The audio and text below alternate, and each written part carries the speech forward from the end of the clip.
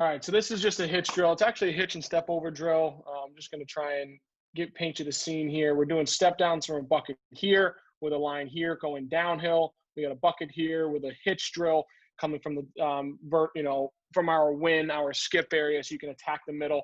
A couple different ways you can do it.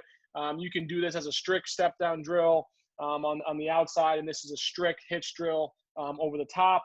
You can also do some where you hitch and roll depending on your hand. But for the sake of this one, we're getting ready for Holy Cross and Bucknell, who are a speed slide team. They're sliding to you before you even step off the bus. So being able to attack late approaches, those skewers, the grill masters, whatever Derna's cooking, we're trying to, put our own taste of sauce on it and fire up the grill. So I'll try and let this run. I'm going to see a Long Island product right in the start here. So you can see we're throwing it across, hitch, step to the middle. They can do it on the run, or they can crow hop here and try and get it out of their hands quick. We can also show it as they come down, and you can hitch right here and then get downhill in that step down lane. So let me rewind it a little bit again. Here's a lefty coming downhill, catching this, right? Same side step down, small hitch, getting downhill. Now you can see it in the middle, hitching and then rolling back to your strong hand, right? Which is a good one. Here it is again. Timmy Lay, number 19, Massapequa product.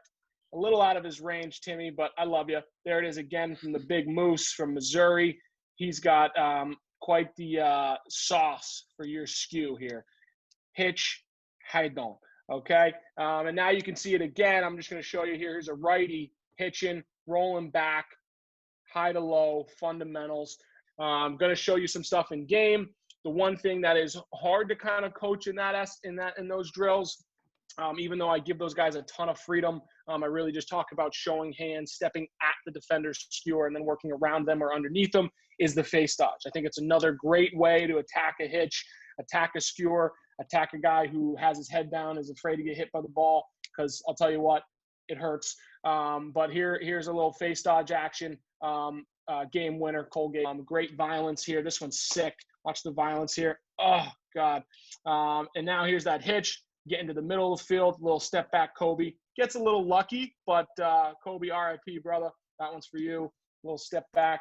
All right. And then here's, again, a little hitch action, right? Hand exchanging. And we end up getting it to 7-11 on the pipe. Chris Gray, do you know him? Here's a little hitch, step over, high bouncer. Those will go. All coaching, right, Mikey? Chris? Yeah. His development? Yeah. You said it, not me. We'll have him on. Don't worry. We'll get down to it. Metzi will probably let you know, too, that, he'll say thank you. But here he is again. Face dodge me. Nice little touch. Here's another one. Yeah, all drill. How you doing? Saucy. Chris again. How you doing? And one more, roll. Thank you very much. That's how you attack those skewers. A lot of different ways to do it. Give your boys the freedom and let them have some fun and be creative against those guys trying to put that skewer right through you. What I love here is we get the O perspective and the D perspective. So we do the classic coach battle, like last man with the pen wins. Hold on, I'm going to erase what you did and I'm going to show you what I would do. But that's the beauty of this whole thing. We get two guys at different sides of the field that can give perspectives. I think it's fantastic. Because a lot of times you get one or the other. Usually it's offense. Not as many people focusing on the defense because it's harder just to antagonize this whole, debate on who has the last word.